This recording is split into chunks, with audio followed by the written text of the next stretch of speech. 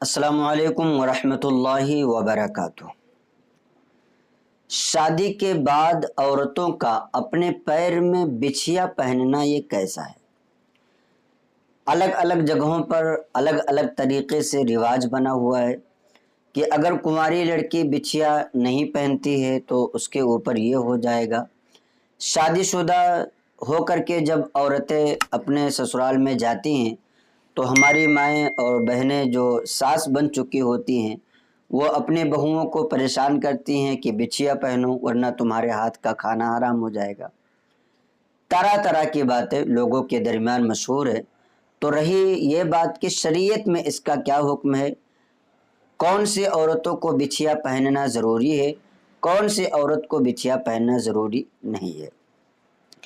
ज़ेवरात का हुक्म यह है कि औरत को सोने और चांदी के ज़ेवरात जितना भी पहनना चाहे उसके लिए जायज़ है, इसमें किसी तरह की कोई ममानात नहीं है।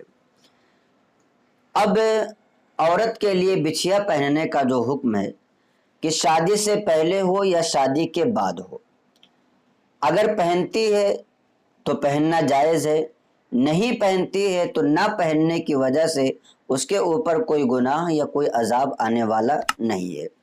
तो पता यह चला कि जो औरतें ख़ास तौर पर अपने बहुओं को इस बात पर ताना देती हैं कि शादी के बाद तुम्हारे पैर में जिस तरीके से हाथ में अंगूठी होती है वैसे ही पैर में अंगूठियाँ पहनी जाती तो उसको बिछिया कहा जाता है।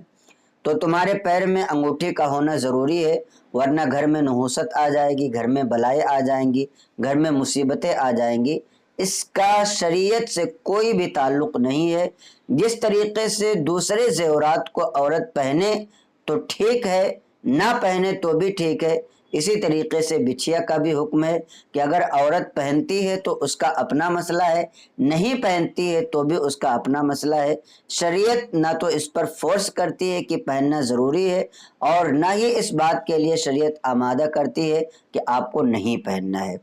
जेवर जिस तरीके से औरतों के लिए जायज़ है और दूसरे जेवरात के कान में, नाक में और इसी तरीके से हाथों में, पैरों में जो दूसरे जेवरात औरतें पहनती हैं, बिछिया भी उन्हीं जेवरात में से एक जेवर है।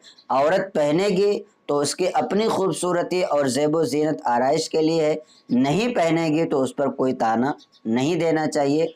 तो मैं अपनी माँओं और बहनों से खुसूसियत के साथ ये गुजारिश करूँगा कि अगर आप इस तरीक़े की गलत फहमी में मुब्तला हैं कि शादी के बाद औरत अगर बिछिया ना पहने तो उसके हाथ का बना हुआ खाना हराम हो जाता है या इसकी वजह से मुसीबतें, नहुसतें या और भी बलाएँ घरों में आती हैं, इसका शरीयत से कोई लेना देना नहीं है, शरीयत से इसका कोई भी ताल्लुक़ नहीं है। लिहाजा यह गलत फहमी को दूर करें।